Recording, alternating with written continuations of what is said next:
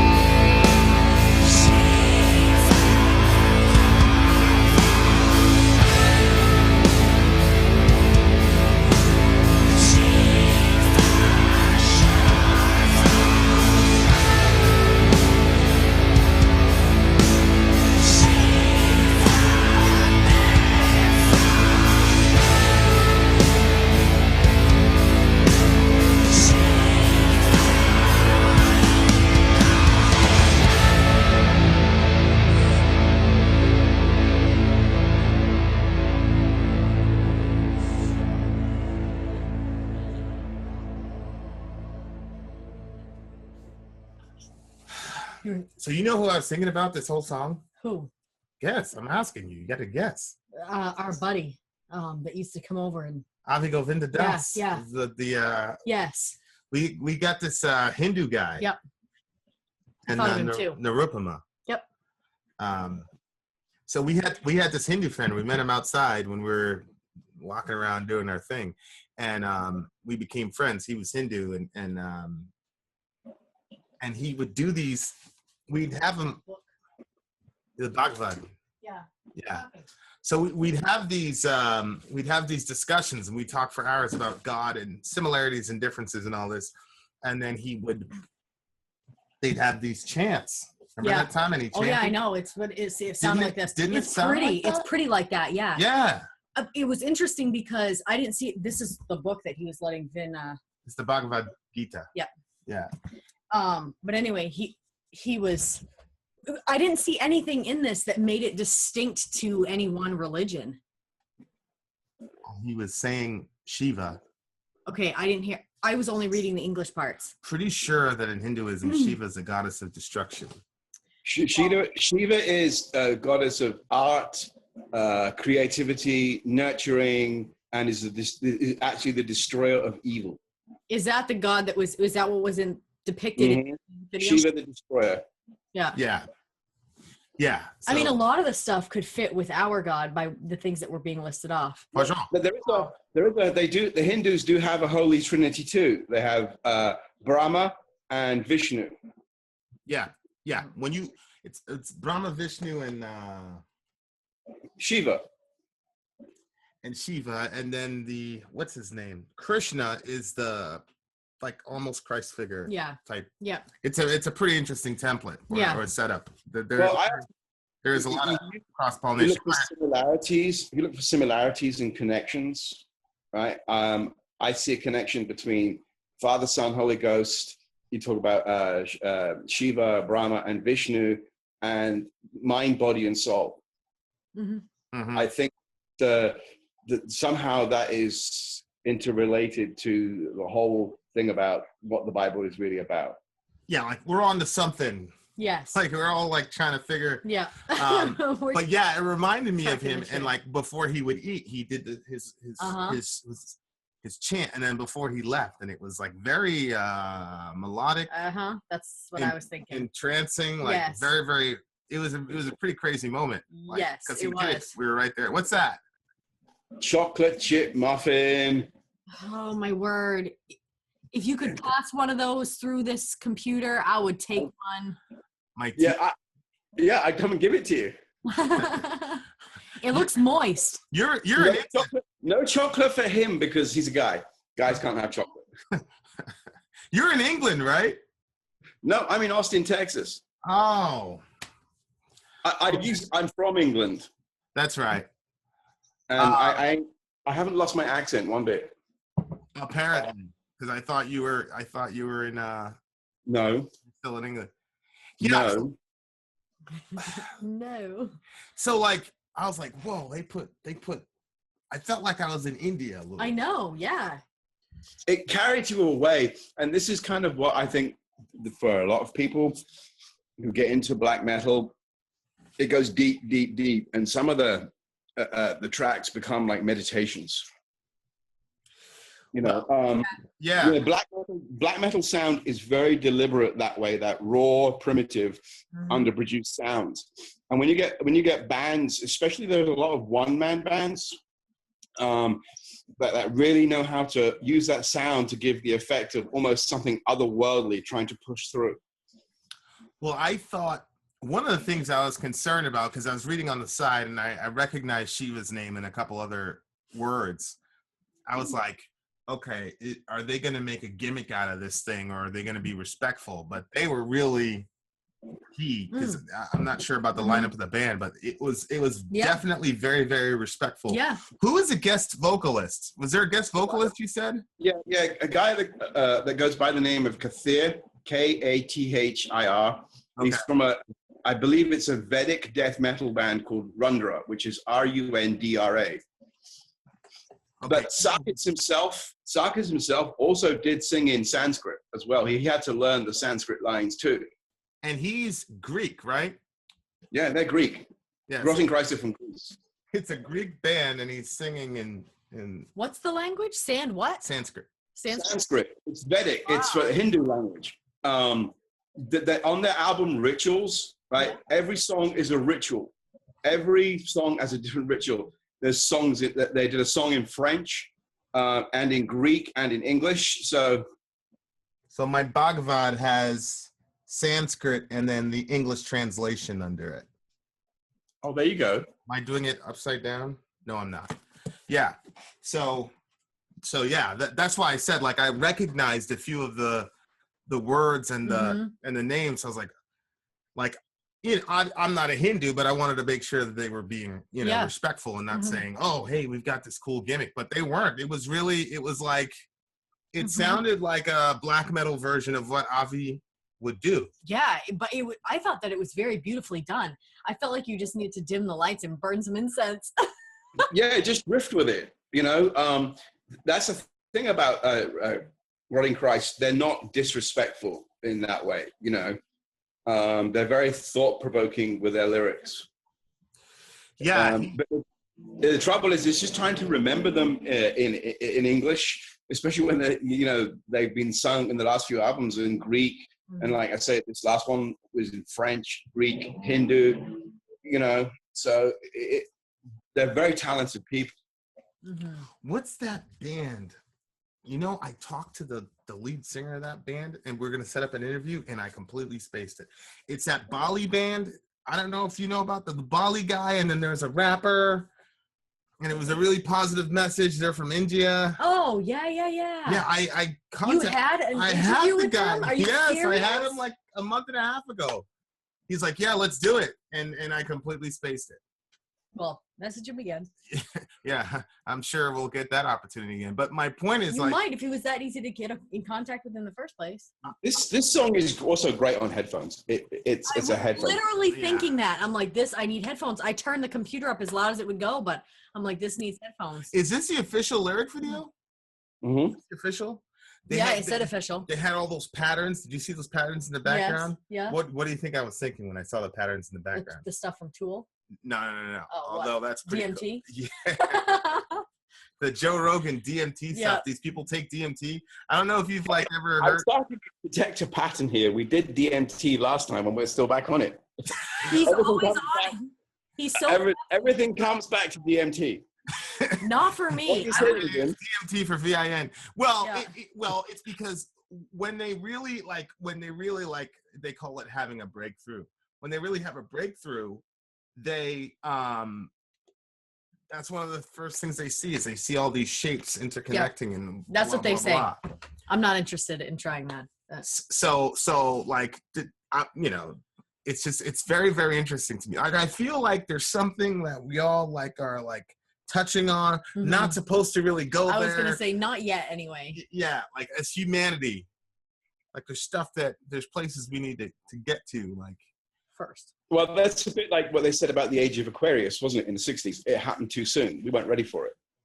Right. And now we're reaping the whirlwind for sure. For sure. Okay. So musically, I love this thing because it reminded me of hanging out with Avi. They're going to Florida. Yeah. Oh, really? They're not going to move to Florida, but they're going to Florida. Oh, yeah? Yeah, so I don't know, see if we can hook up with that. You know what? I'd like to play this and see what he says. Yeah. Why not send it to him? Because I want to see his reaction. Yeah. He's really like... I mean, he's big time. Like I don't want to sound insulting, but he wears like a cloth. He wraps like a cloth around him. He looks like he just... Yeah, if I could find... In London, where I live, there are plenty of Sikhs, Muslims, Hindus. It's all interconnected. The versatility of metal is mind-blowing to some degree. Like metal, like you can literally like take any form of music and make it. Like I don't think every genre of music can accomplish that. No. Like for example, like you can't make a pop song about this stuff without disrespecting what you're doing. I agree. You know what I mean? Actually, one genre that would be worse than that would be trying to mesh this with country. God, Allahu Akbar. That would be a disaster. That would be It really would. Like, I feel like, I think rap, you'd have a hard time too, because you're making this like this beat on a drum machine, basically. And it would force the sound of it. Yep. Yeah. But from what I understand, the song is about a chant about Shiva the Destroyer. So the Tantra is about Shiva. Yeah, it's well, I see when you look at the Sanskrit. When you look at the Sanskrit, you can see it says Shiva over there, but on this side it didn't say anything about it, so that's kind of why I had missed it. But we'll post the lyrics in the description, inshallah. Yeah. If we can. Devadevam means the Lord, and it's basically talking about, it says, the Lord who is the God of gods, who is the Lord of the earth, and who has the bull flag. Yeah, what was that? The bull flag. Well, remember, because the bull, the cow is in Hinduism. That's right. They elevate him. Is deified. Yeah, that's right. In Hinduism. So, what did he say? That Krishna wasn't Krishna. Krishna was a fan of butter. He loved butter. Yes. But I'll have to ask Avi. But if I'd have known that these guys were Hindus, I'd have looked at the lyrics and asked Avi. But here we are. The bull flag. So the bull is kind of like the pinnacle of creation, if not a divine. In Hinduism. So Shiva is basically carrying the flag of. Well, because they believe that because they believe in reincarnation, right? And I think the cow is sacred because I don't know if they believe that gods can be reincarnated into cows, where it's human. That's why they don't kill them and eat them. Right, because you're Brahmin. You're like a Brahmin.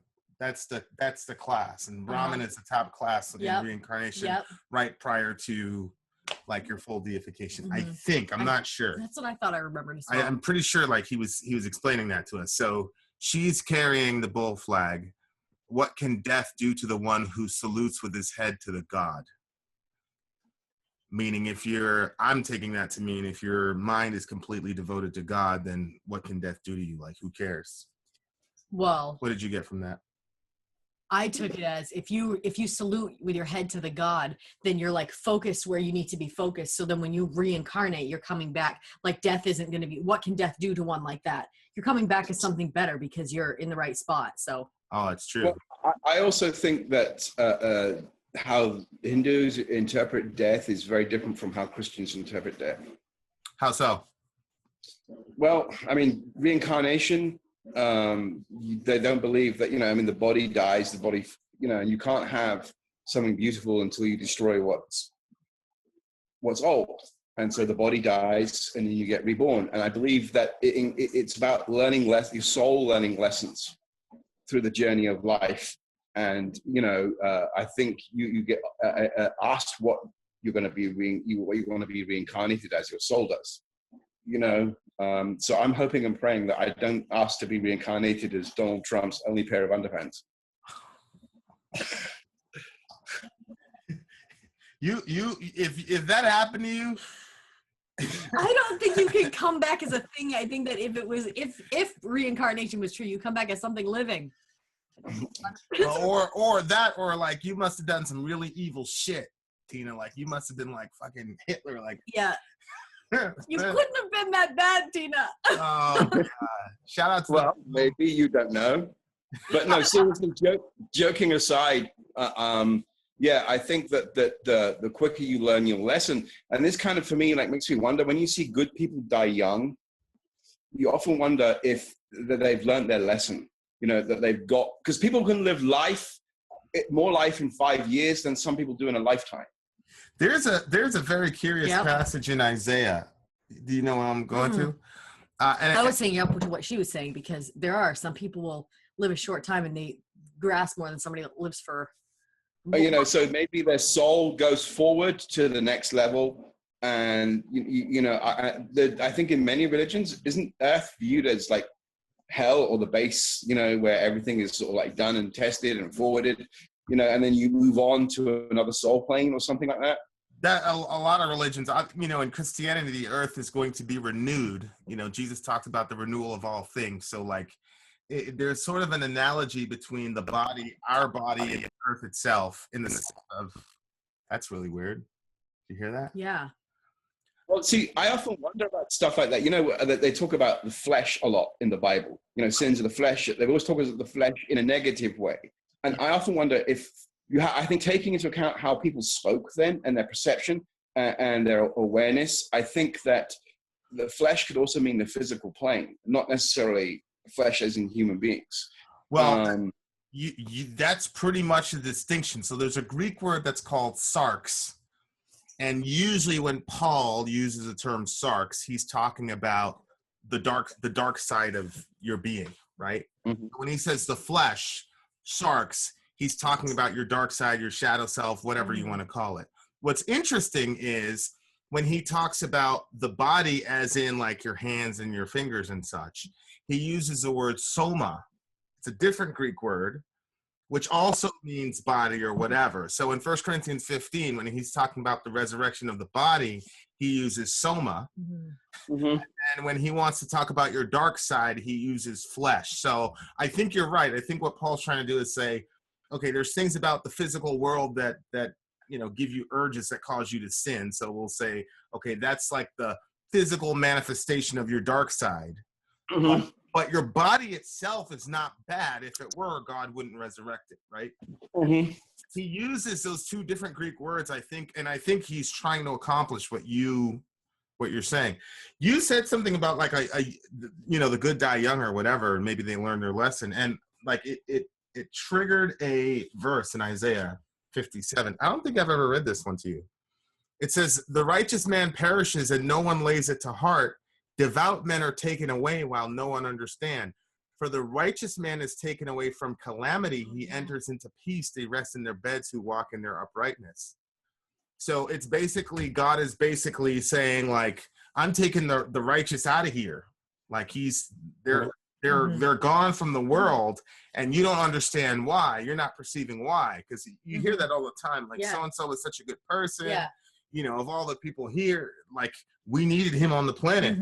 And it's like, God's like, they learned enough lessons. They don't need to see any more calamity, because that's the entire purpose of being in the earth. And the entire purpose of us going through all the bullshit that all of us go through, all the calamity that we all go through, is so that we can achieve some level of knowledge of God. And so it's almost like God is saying, I'm not going to put a person to see that calamity a second more than is necessary. And once you've hit that goal, then, you know, I take you out so you don't have to experience any more calamity. Also, I think that what is interesting to me is, you know, the Bible talks of the death of self. And I often wonder if in other religions, it can go deep as the individual needs it to be. And I often wonder if, like, with Shiva, like, you know, the destroyer of evil is like also like the death of self, so that you can become more enlightened, or I don't know, that's Buddhism. I don't know what the term would be in Hindu, but like, you know, come closer to God. I'm pretty sure enlightened would probably be, because Avi was talking about Krishna consciousness and like getting to like different, you know. Yeah. Well, let's just say that you know, you mentioned about Krishna being like the Hindu Christ. Let's just say that maybe the similarities there is that they are both the highest level of attainment that a human soul or human being can be. That is the ultimate goal that we are all supposed to aim for. Yeah. You know, and I often find that how, especially in Far Eastern cultures, how they interpret things different because of and how their religions and their faith develop because of how they're affected by their environment, you know, and where they live. I mean, to me, like the music of this song, I can get lost in it and just be carried, and it's like an instant connection to something else, another time, another place that is deep inert within, I think, in all humans, especially humans that whose souls are awake. And I think, like, also if I have a bucket list in life, I have 3 things I want to do. The first one is to row across America in a bathtub. The second one is to have a game of pool at the bottom of a swimming pool, a full swimming pool. And then the third one would be to go to Eastern Jerusalem in the early morning as the sun rises, and to sit on a roof and just listen to the call to prayer. There is something timeless and wonderful and beautiful about that.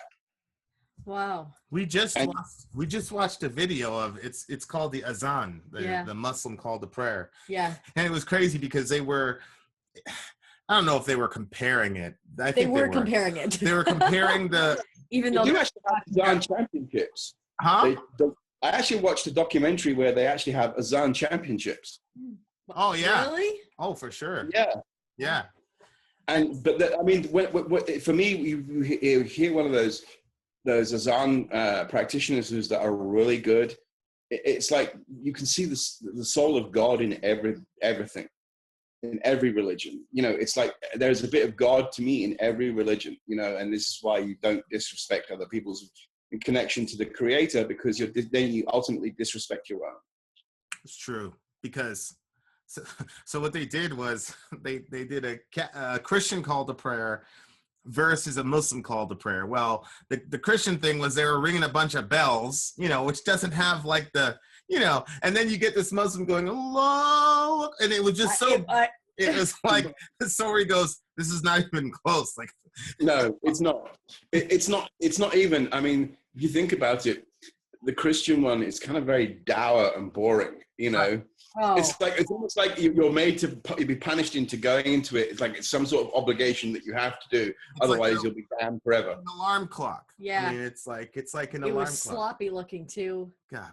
Well, see, where I grew up in Scotland, and back in the old days, I mean, you think Southern Baptists are bad? You know, Scottish Presbyterians can be a lot worse. In Scotland, on Sundays, on the Sabbath, you were not allowed to work. The only place you were allowed to go to was church, and you had to stay at home and read your Bible. Oh, wow. Sounds like my kind of nation. Yeah, really.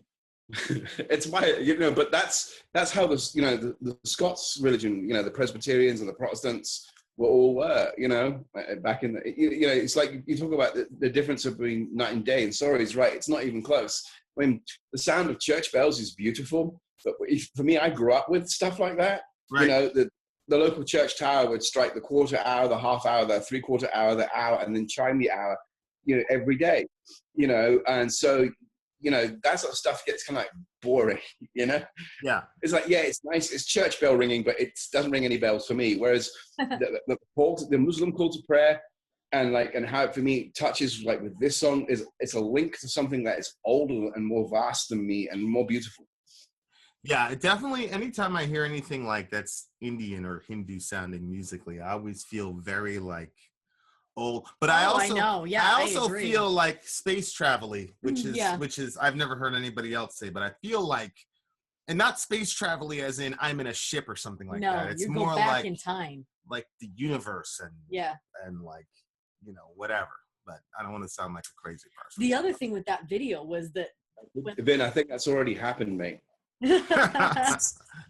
Bollocks, is that what I'm supposed to say? Bollocks, yeah, mate. You know what I mean? But actually, you want to talk about bollocks?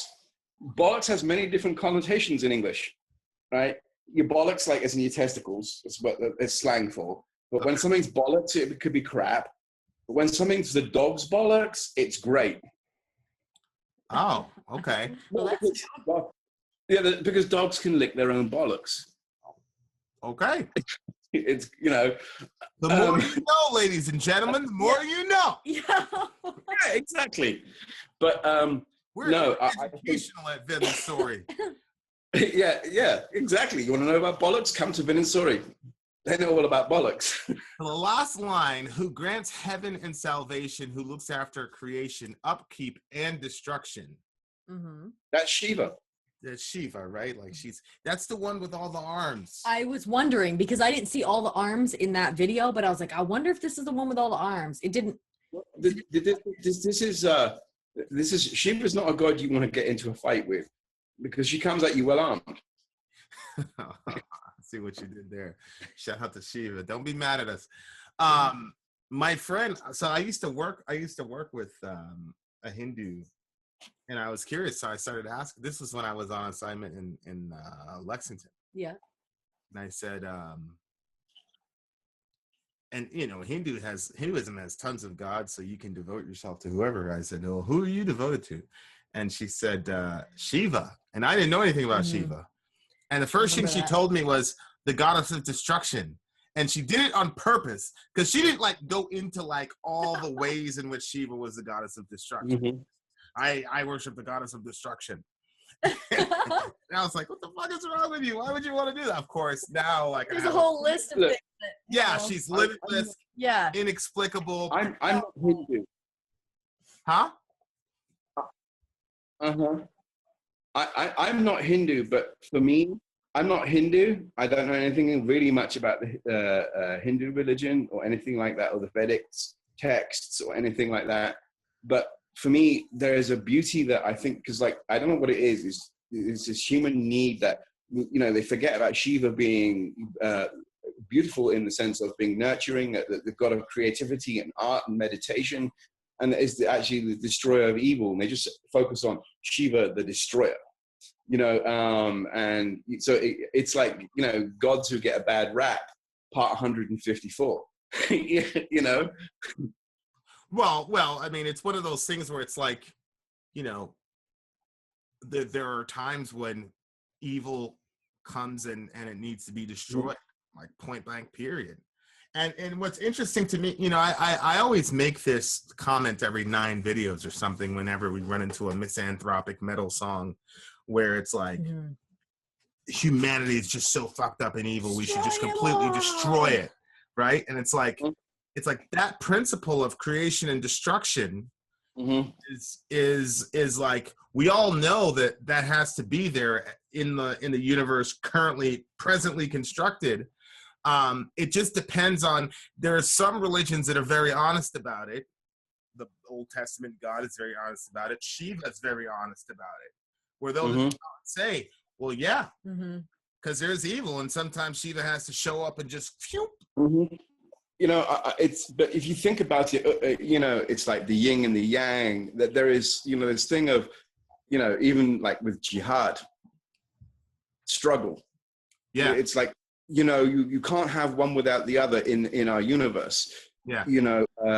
Everyone seems like the scientific community talk about universe expanding and speeding up.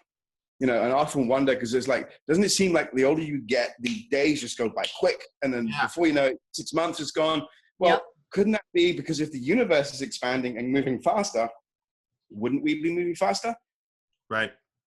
Because they say in science, they say that there's, I believe it's the battle between dark matter and gravity, and dark matter is winning.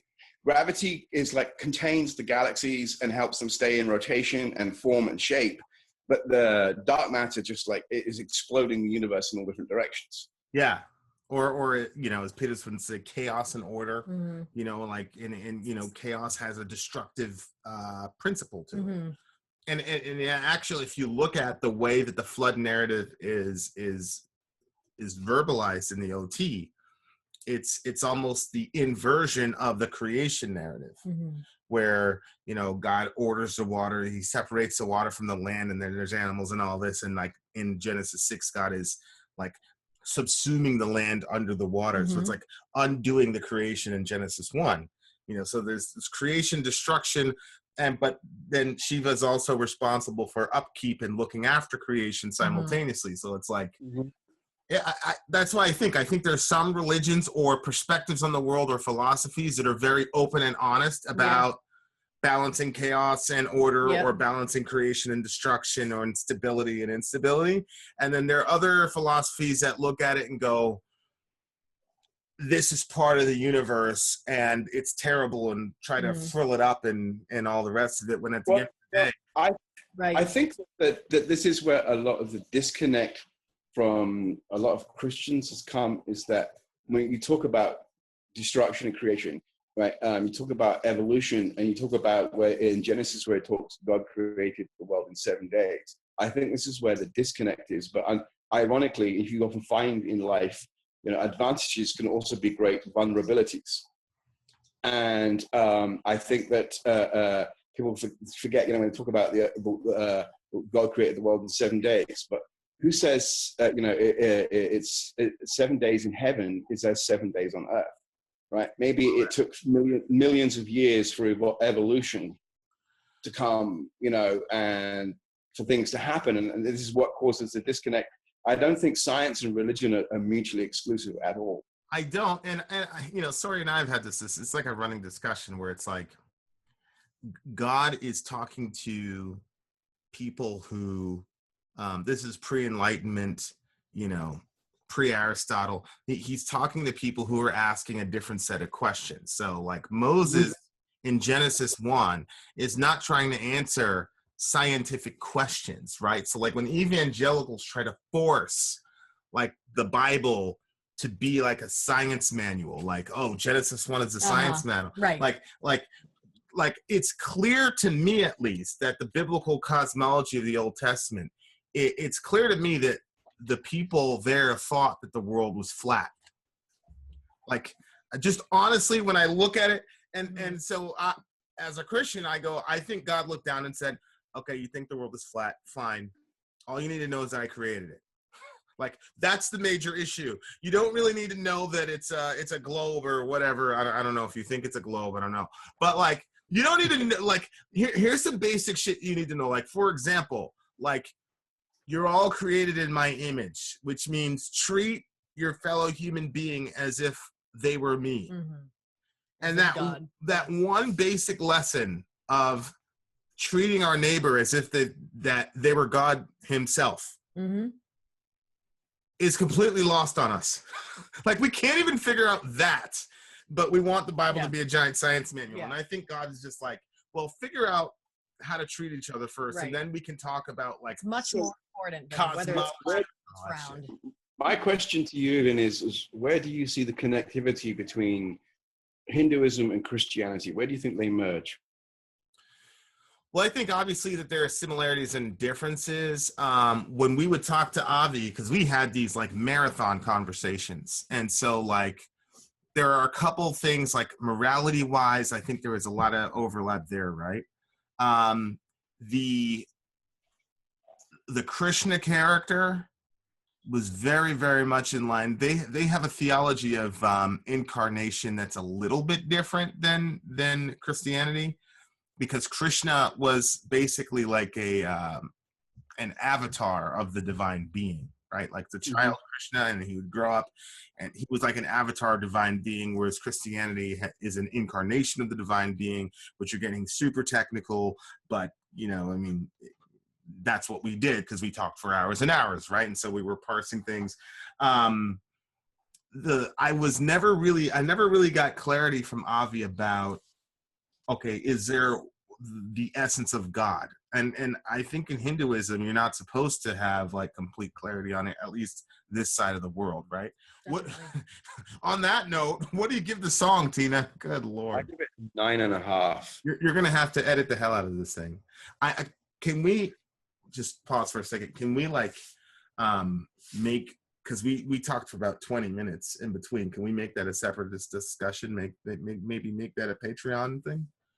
This whole discussion that we just had? The whole discussion on like abortion? There's a whole, well, not abortion, just we talked about like the Bible, weaponizing the Bible. You can show me where you want it to. Cut it and then make that a Patreon video. Yeah, we can do that. And then, because this we should still have a, okay, all right, good. You're going to have to edit the hell out of this thing. Okay, so you give it a 9.5. Yes. What do you give this song? I think I'm going to give it a 9.5 too, because I think that what they were going for, I almost want to give it a 10. Because I think that what they were trying to accomplish, they really accomplished it. Yeah, they did. They captured the atmosphere really well. Yeah, and it doesn't sound whack. They did an excellent job. Well, yeah, this is probably an emotional vote for me. I mean, I will put my. I think Vin was right. They approached it with reverence, deference, and respect. Yeah. When I think it's not completely emotional for me, but a lot of it's emotional. So what are you giving? It's a 10. It's a 10. It's pure art. It's where black metal and pure art meet. Yeah. And that's what Rotten Christ as a band is about. They take art and music to a different level. The iconoclasm stuff where you take something holy and you fuck it up and all that. Like, I understand you know, that idea. But I also have a very like deep respect for, they knew that they were handling something sacred. And I felt like they were, they handled it properly. And, I mean, like, I could go for a 10. I'll throw in with you. Well, you already said it was a 10. Well, I was a 9.5, and then I was like, I could almost go with a 10 because I'm giving it a 10. I will also give it a 10. Okay, I'm giving it a 9.5 because to earn a 10 from me is really hard. Right. Shout out to the big homie Avi Govinda Das. Vin out. Sori out. Tina out. Gone. Gone.